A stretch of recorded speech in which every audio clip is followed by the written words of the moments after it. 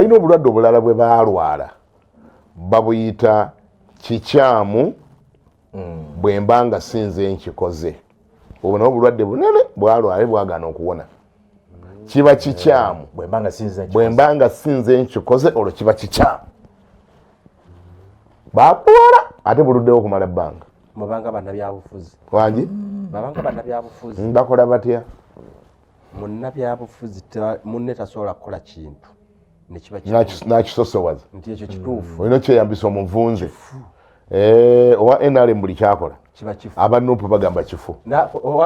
N'owa Nuupu buli kyakola aba NRM bagamba kikuba. Bakikuba. Babeera mu ebyo. Kati nze nkulaze obwo obulwadde buludde wano kumala ebbanga ddene babuyita kikyamu kasitamba nga sinze nkikoze. Ononsonyi wankwogeddeko Omusumba Kayiwa. Profesa. Ye yali chairman wa NAFBAC. Yasooka. Mujjukira bulungi. Ebyafaayo genda obuuze ebyafaayo. Yaliko chairman wa NAFBAC. Yesebo. Nga mitala nga tannafuuka. Ng'avuga cross country ye. Mitala bwe yali tannafuuka ayaliko bamuyitanga Kayiwa. Yatandikawo ekibiina ekyo ate yakibeera mabega nga bakyakiyita manya reformed something. Aha bwekyawala nekye-evolvinga nekifuuka national fellowship. Aha kaakati Kayiwa genda omubuuze yava atya mu ntebe. Muwa chairman. Amujja mu ntebe yali musumba. Sikalulu. Amujja mu ntebe yali musumba amujjamu atya. Yafuna omukazi yali mukatuliki. Omusumba Kayiwa. Mukazi yali mukatuliki. Yawasa. Yali omukubanga bapatana be mu America. Patana we yali yamanya bwatyo. Nga bakola bonna. Nga yamuyambako emabega eyo mu buweereza. Omukazi n'amugolokokerako. Mukazi yava Washington. Bandoza bakola yidinga mu nkolagana yaabwe balina bwe baatuuka ne bakola yidinga. Omukazi bamuyitanga Rochelle M. Gibla. Washington. Ye yava. Yali mu America. Mukazi n'ajja wa n'awandiika n'aleeta amawulire nga galina bye gavunaana Kayiwa. Yamuvunaana musajja atyo ebigambo bingi bye yamuteekako. Monitor n'ebiwandiika. Kayiwa akola bw'ati. Kayiwa alina obuwanga wansi w'ekituuti. Manya wansi wagiwulira. Kayiwa manya amaanyi agajja wala alina gyajja amaanyi g'akozesa. Yali mu n'engeri y'akatabo taweeri. Ye namuyambako n'okuba akatabo kenze gwolaba. Namuwola n'essente yagaano zinsasula. Nagira ne bwenti n'enjira bwenti. Alina n'obuwanga wansi w'ekituuti. Era poliisi eva emangu ebunoonyerezeeko. Omukazi n'awandiika ebintu twabiraba muki? Twabirabira mu monitor. Tuba tukyabisoma mu monitor nga naffe tugamba oba bituufu oba bikyamu. Ono monitor anti mawulire agensi bwe gatwe gali. Tegatwagaliza. Mu kibuga wano waliwo omusumba yali mu kutandika leediyo ye. Ng'ali mu kugitandika butandisa aginoonyeza audience. Yali enoonya audience. N'asaba monitor emuyambe emuwe essimu y'omukazi oyo. Omumerika. Emuwe essimu y'omukazi ayaleese allegation ku Kayiwa. Ne bagimuwa. N'aloadinga ya time we. N'akubira Rochelle Gibla ali mu America. Mu biseera ebyo kuba mu America essimu. Bukadde na bukadde. Ezo oba yasooka kutunda kibanja tewali amanyi.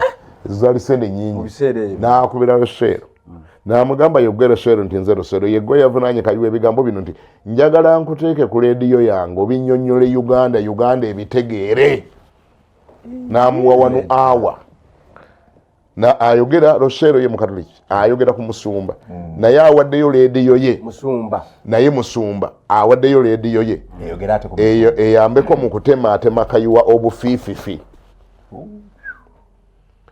Okumanya oli omukazi yali ayogera bingi programu ya wano awa teyamala.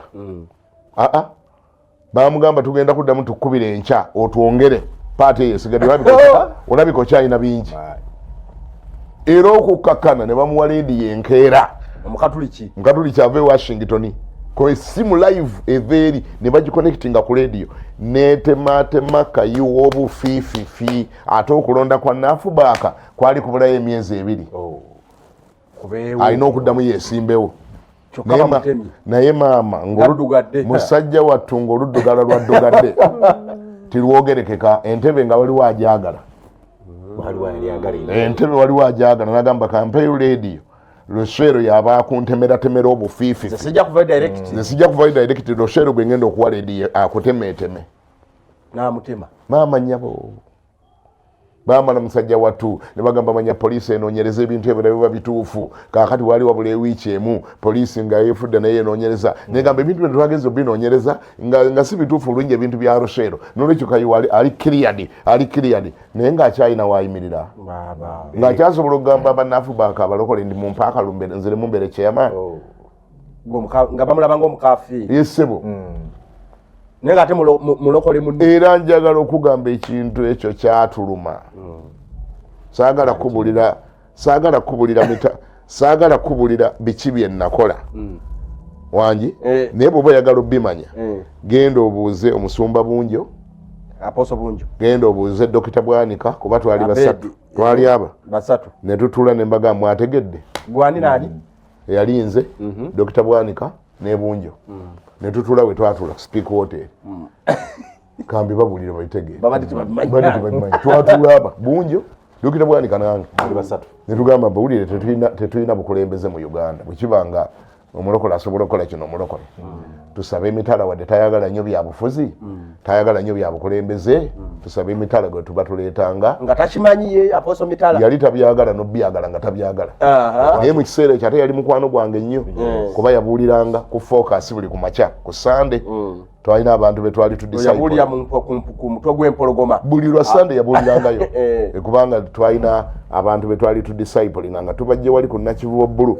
primary school ewano Todi Bentry yali abuulidde enjiri kati Mitala ngamba nti kuba twali ba mukwano nnyo Mitala ngamba nti abantu abo okubagamba nti basindike bagende mu makanisa ge banaazuula bwe banaagwa tubaleete ku focus tuba disciplingira ne mubuuza kinaasoboka naga nti azi bw'oba okkiriza nze nja kujjanga ewuwo buli lwa Sunday ku makya abo benjagala mba discipling musajja tunaakikolanga kati bali ne bamanya bali abasumba benkubuuliddeko nti nze ndi close n'emitala era namutuuza mu container yatulanga wali ku gate natundilanga tepu zange ne muga nti abasumba balina kye bansabye nkikugambe ne mugamba abasumba basaba gwe wennyini gwe tuleeta nga kyamaani ojenga overseer kuba kirabika tetulina overseer Mitala naŋŋamba mwanange ebintu byammwe naabisobola nga bibeera bijjudde ebyobufuzi bingi nze nakowa ebyobufuzi